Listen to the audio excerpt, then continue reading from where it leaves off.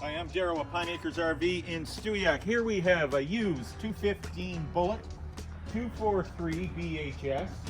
Nice trailer, has a slide, outside kitchen on it. You get the two burners, you got a fridge in there. Nice power awning, outside speakers. And inside,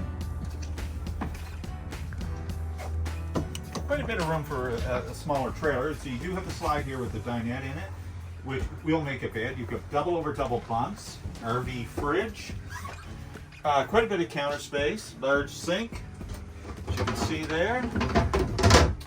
Bathrooms in the back here, which is a decent size. Tub for the kids.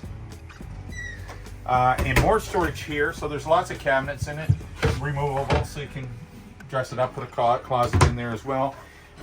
Front bedroom here with two more closets and queen size bed. TV with it and stereo. And you can see this at Pine Acres RV in Stewiacke, exit 11, Pine Acres.